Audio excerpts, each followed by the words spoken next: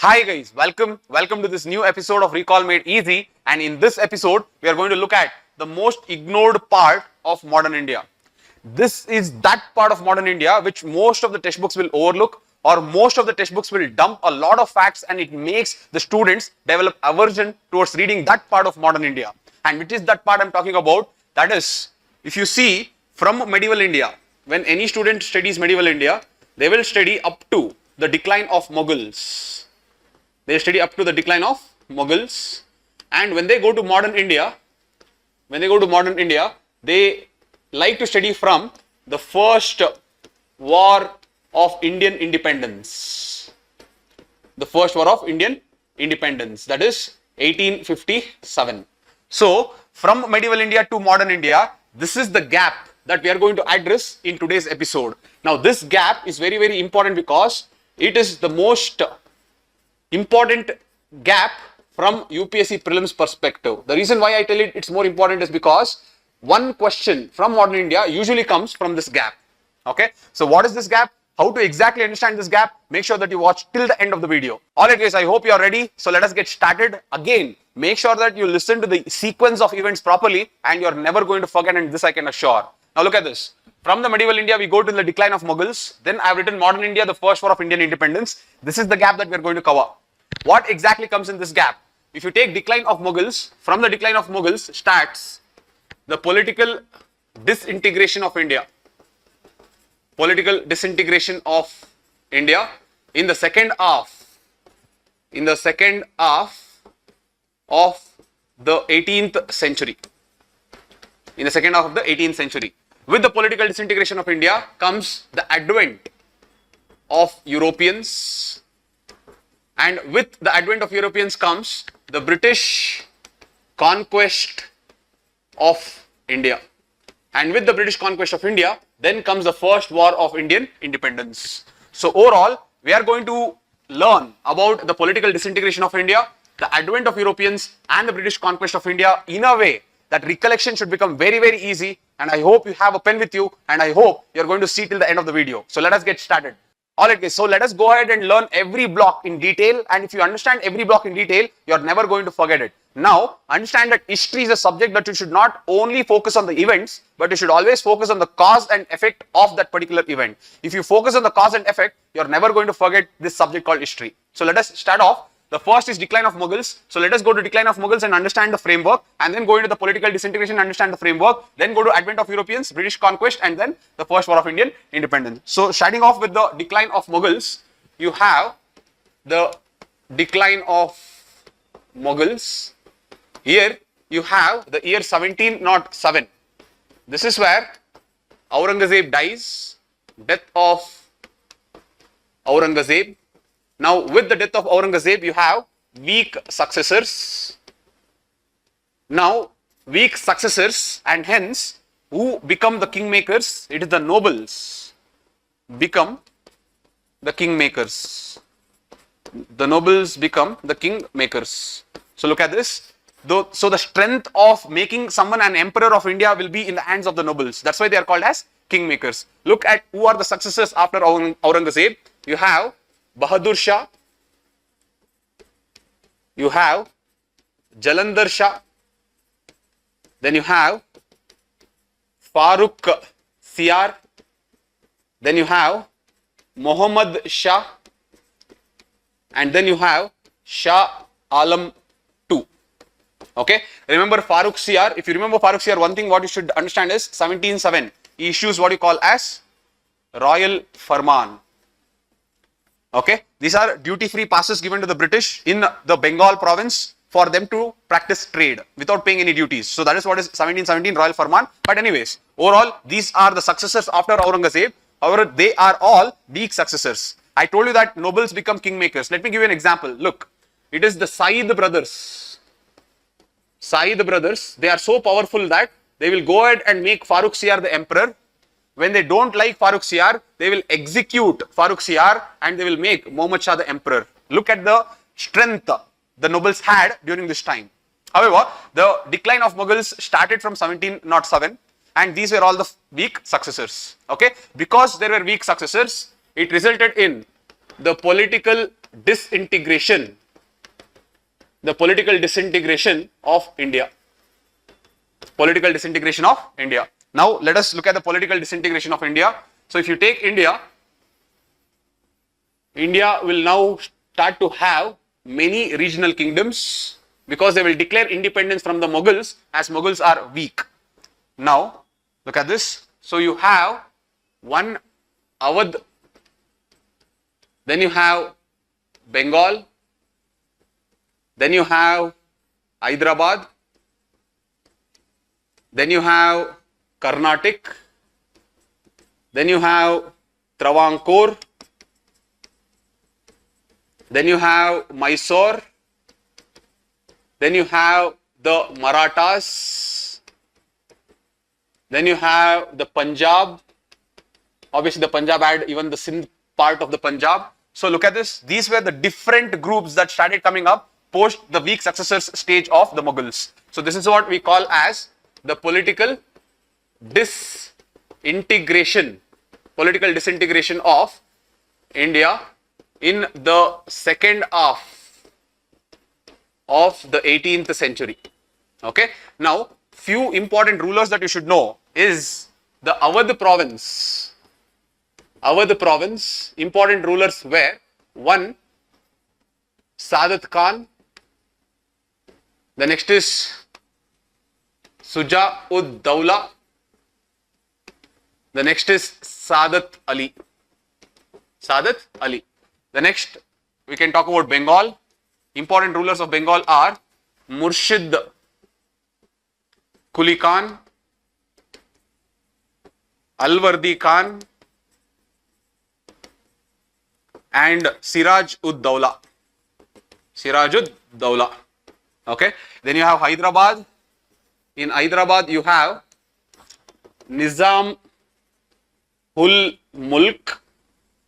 Then you have Nazir Jung, and then you have Nizam Ali. Okay. Then in Mysore you have Hyder Ali and Tipu Sultan. Okay. And then you have Punjab. You have Maharaja Ranjit Singh.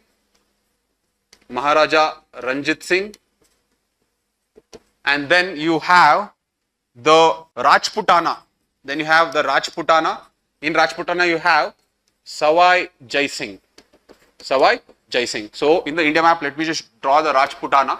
Let me just take this out, this part. So you have Punjab.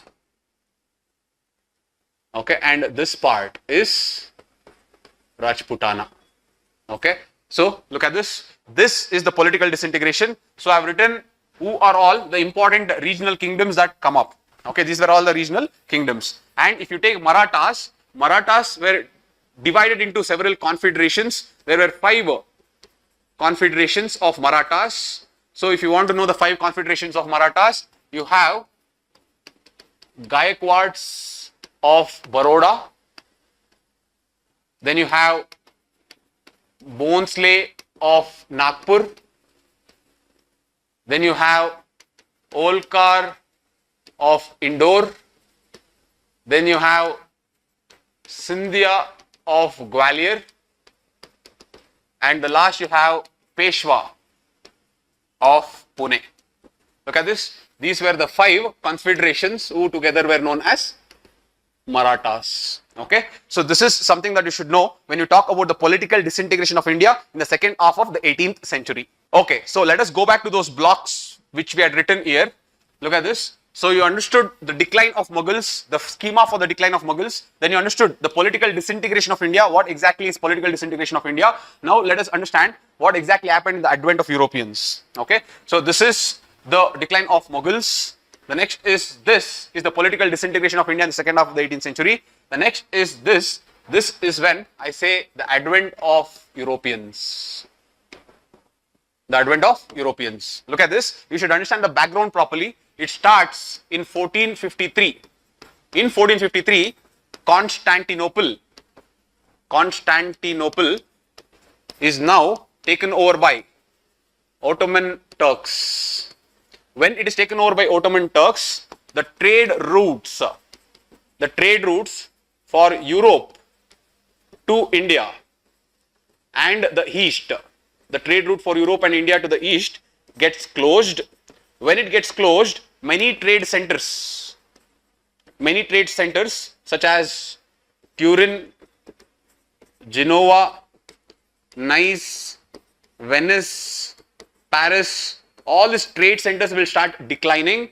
When these trade centers start declining, they will start requesting the kingdom or the kings of Spain and Portugal. They start requesting the king of Spain and Portugal to search for a new sea route. So search for a new sea route. And that is why there will be many inventions made. There will be many inventions made that will support sea navigation. It can be shipbuilding, it can be compass. So there are a lot of inventions that are made in order to support the sea route. In order to support sea navigation, that can help search a sea route to India and the East. So this is where it is happening in the first half of the 15th century. Okay, so this is 1453. This is the sequence of events. Now look at this. Along with this, in 1494, the Pope signs what you call as Treaty of Tordesillas. Treaty of Tordesillas. What is this Treaty of Tordesillas? The Pope will give responsibility. The Pope will give responsibility for the spread of Christianity. For the spread of Christianity to two kingdoms. The first kingdom is Portugal and the second kingdom is Spain. Now, how is the responsibility divided? Look at this. The Pope will draw something called papal line. Okay, look at what is papal line. So, if you take the world, the Pope will draw a line. Look at this. This line, almost near Cape Verde. This line is what is called papal line. Okay, so the Pope says the east of this line, it is the responsibility of the Portugal kingdom to spread Christianity. The west of this line, it is the responsibility of Spain. So this is what is called Treaty of Tordesillas. Okay, now inherently, since the religion was in excess with the trading community, this also was in a way trying to push the marine navigation. Why? Because they wanted to find a new sea route to India and the East. So this happened in 1494. Look at this. From the time this happened, 1498, in 4 years from this treaty, 1498, Vasco da Gama finds a new sea route to India and reaches India in Calicut.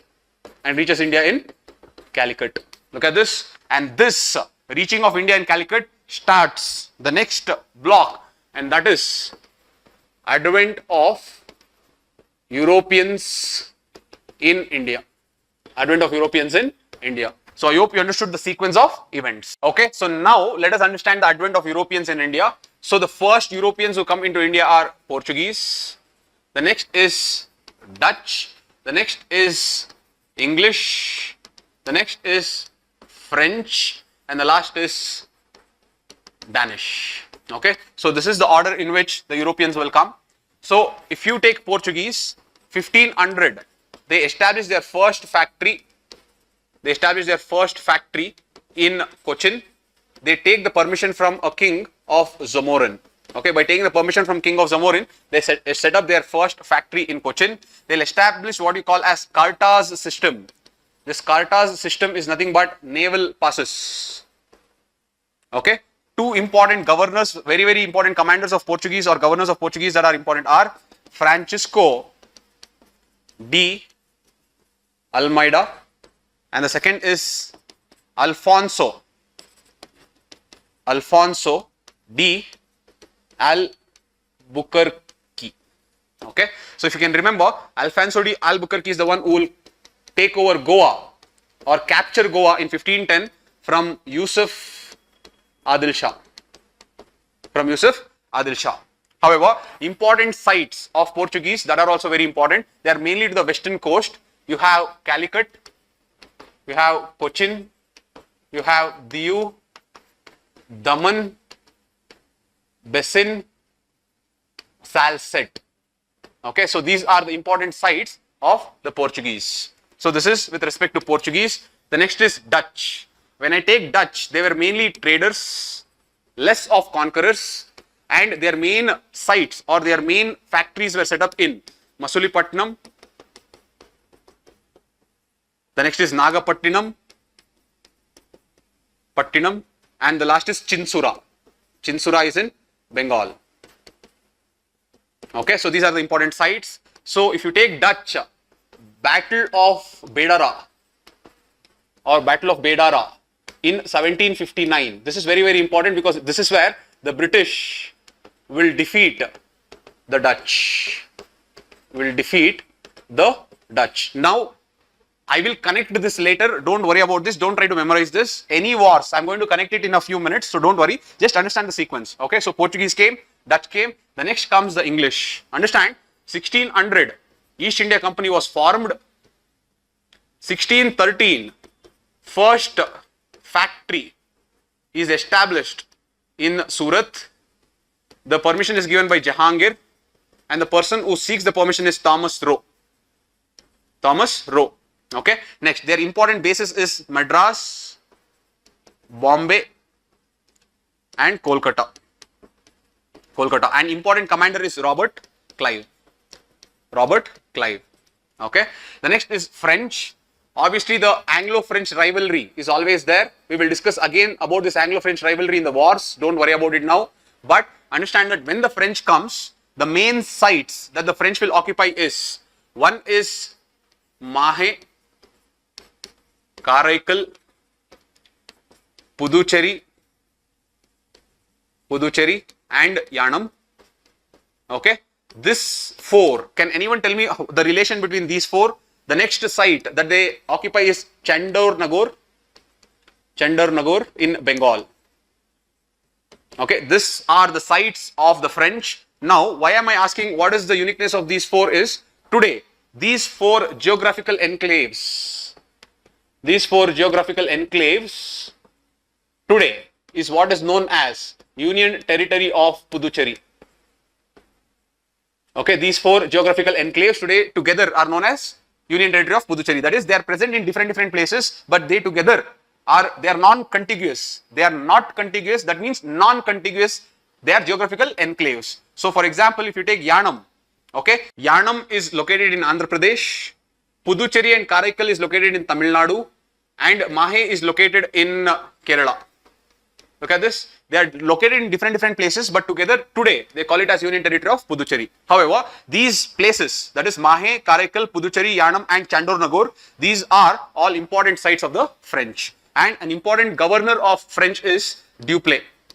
You will learn about it in the first Carnatic War. We will do that in a few minutes, but Dupleix is a very important commander of the French. The last comes Danish. Again, they were just traders, and important sites was Tranquebar and Serampur.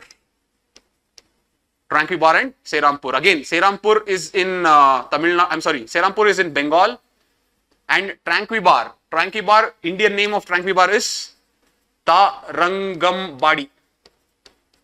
This is a place in Tamil Nadu.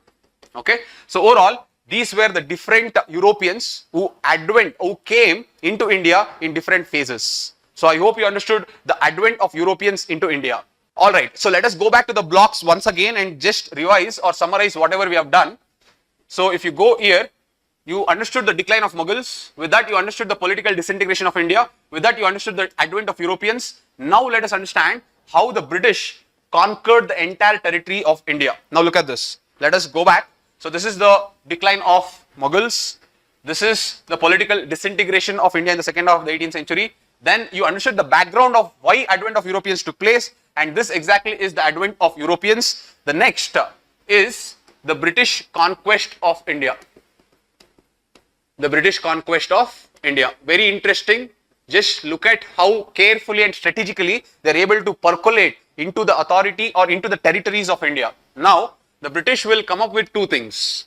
The British will say, we will try to use policies and we are going to use wars. These are the two ways or means in which we are going to conquer India. This is what they will, decide. The policies are, one, you have ring fence strategy. Ring fence strategy. This is by Warren Hastings. The second is the subsidiary alliance. Subsidiary alliance by Lord Wellesley. The third is policy of Paramountcy. Policy of Paramountcy. This is by Lord Hastings. So this policy of Paramountcy is nothing but extension of subsidiary alliance. In subsidiary alliance, the Britishers will tell the ruler or the princely state that they will not interfere in the internal affairs. Here, in policy of Paramountcy, they will interfere in the internal affairs. Okay, with the pretext of malgovernance, but they will interfere in the internal affairs. That's the difference, but it is an extension of subsidiary alliance. And the fourth one is the Doctrine of Lapse. The Doctrine of Lapse. And this is by Dalhousie. Doctrine of Lapse by Dalhousie. Okay, so these are the different policies that the British will use in order to conquer different territories in India. And the next is wars. Look how carefully they will craft the wars. If you look at this, look at it. The first and the foremost war that they will fight is the Battle of Plassey. Very important, this is Battle of Plassey. In the Battle of Plassey, they are going to defeat Siraj-ud-Dawla. They will defeat Siraj-ud-Dawla and they will make Mir Jafar the ruler. They'll make Mir Jafar the ruler. Now, they will get huge money and they'll also get zamindari power of 24 paraganas. 24 paraganas. Okay. Now look at this. This is 1757. Next, in 1759, they are going to wage a war against the Dutch. Battle of Bedara. In Battle of Bedara, they are going to remove Dutch. Okay. Next, in 1760, look at this. They are going to wage a battle called Battle of Vandewash. Battle of Vandewash. And in this Battle of Vandewash, they are going to remove the French. So after Battle of Vandewash, French will no more have any territorial ambitions. They will remain only as a trade partner. Okay, so they have removed the French also. And look at this. In 1764, they wage a war that is called Battle of Plassey. Battle of Buxar. Battle of Buxar. This is 1764. This is British versus. You have Mir Qasim is the Nawab of Bengal, plus you have Shuja-ud-Dawla. Shuja-ud-Dawla is the Nawab of Awadh, and then you have Shah Alam II. He is the Mughal emperor. Okay. Now, these three will fight against the British, but the British will win. It is the British that will win and they will lose. When the British will win, they will sign what you call as Treaty of Allahabad. Treaty of Allahabad, and from this Treaty of Allahabad, you will get something called Diwani of Rights. Okay, so this is where the Britishers will get the right to collect revenues. So they get something called revenue rights. Where will they get the revenue rights? They'll get the revenue rights of Bengal, Bihar, and Odisha. So when they get the revenue rights of Bengal, Bihar, and Odisha, now they have immense money power, they have naval power, they have the military to go and conquer the other territories, of India. So overall, through these wars, from Battle of Plassey, then comes Battle of Bedara, then comes Battle of Vandewash, then comes Battle of Buxar, then comes the Diwani of Rights. So in stages, they are not only going to build their naval power, they are also going to build their military power, and they are also going to mobilize more and more funds as well as revenue. Okay, this is how strategically they are going to go. So once they got this naval power, military power, as well as revenue and money, now they will start conquering all the other territories. Now look at this. So let us go again one by one, understand in sequence. So Anglo-French rivalry. This happened in the form of First Carnatic War, Second Carnatic War, Third Carnatic War.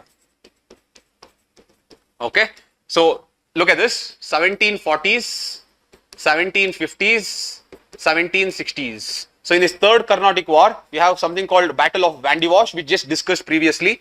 Battle of Vandewash. This is where the British will win and the French are defeated and they are no more having any territorial ambitions. So this is Anglo-French rivalry. Battle of Vandewash is where the British now become even more powerful and the French are no more powerful. So the moment they understood that the French are no more powerful, and remember 1764, they have also won Battle of Buxar. Now they are going to target all the other princely states. Look at this. After 1760s, then comes 1770s, 1780s, 1790s and 1799. Look at this. These four if you take, this is Anglo-Mysore War. Anglo-Mysore War. Okay, this is the first, this is the second, this is the third and this is the fourth. So you have here Treaty of Madras. Here you have Treaty of Mangalore. Here you have Treaty of Srirangapatnam. And after defeating in the fourth, Subsidiary alliance is signed.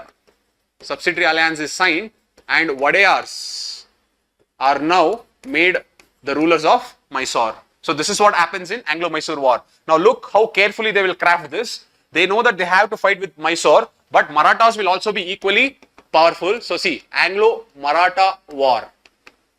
Anglo-Maratha War. Now 1770s, you have the first Anglo-Maratha War.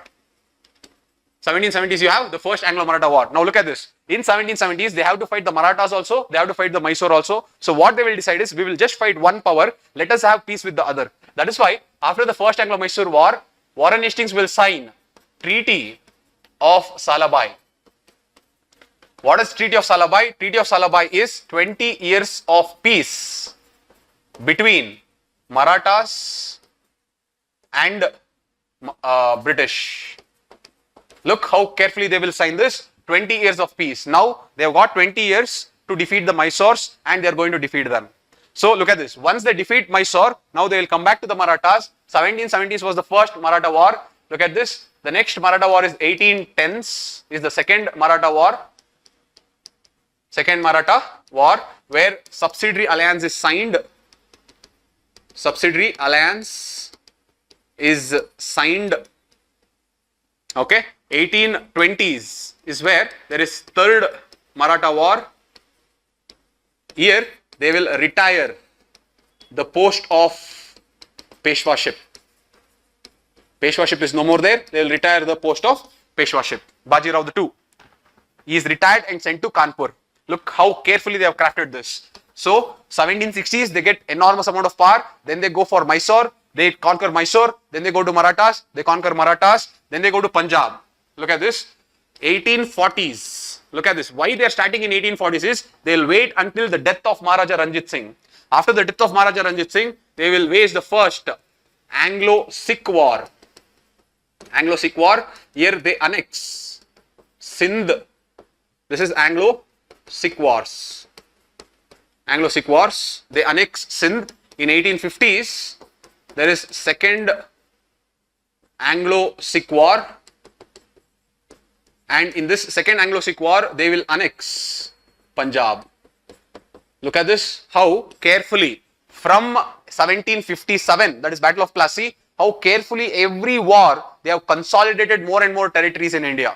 They went on after removing the French to Battle of Buxar. They got the Diwani of Rights. Now they have a lot of revenue. They went to Mysore, they defeated them, went to Marathas, defeated them, went to Punjab and annexed Sindh as well as Punjab. They waited until the death of Maharaja Ranjit Singh because he was very, very powerful. So this is how very strategically they crafted their strategy to conquer, or this is how they strategically led to conquering all the territories of India. Okay. Now, once they have conquered all the territories of India, look at this. Now, the British conquest is done. Okay. The British conquest is done. Now, what they do is, they will start introducing they will start introducing economic policies. They start introducing economic policies. Now look at this. On one side you have the permanent settlement. Permanent settlement. You have the zamindari system. And then you have the royalty system. And on the other side you have what you call as drain of wealth. That is, they will start draining the wealth of India and they will start paying that wealth as a salary to all the employees of the British. So this drain of wealth theory was put forward by Dadabhai Nauroji, R.C. Datta and M.G. Ranade. These were the three important personalities who put forth this theory of drain of wealth to bring awareness to the people what these Britishers were doing. But however, their economic policies in the form of permanent settlement, zamindari system, royalty system or drain of wealth, this created dissent.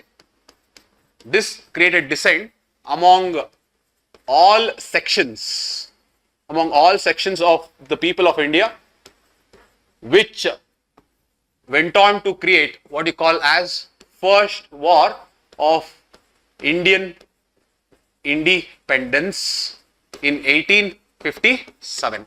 So these are the sequence of events that has happened from the decline of Mughals to the first war of Indian independence. I hope you understood how to read history. You should always read history from cause and effect angle and not just by heart the events that has happened in different sequences. So I hope this was helpful, guys. This is the gap where UPSC plays around. This is the gap where every year one question comes, and I hope you can strengthen from here. And I believe that Recall Made Easy has given you one more approach of how to go about learning facts, especially in a subject like history. Okay guys, I know that the episode was helpful and I know that you're going to make really good use of this episode, but please make sure that you share this video with everyone possible. Understand that such gesture or gratitude from your side will keep us motivated and will keep us always bring such innovative programs to help our student community, and hence it is this one responsibility that we plead and we request to all our students is to please share this video with as many students as possible. Thank you so much for all the love and support, guys. I'll see you in the next episode of Recall Made Easy.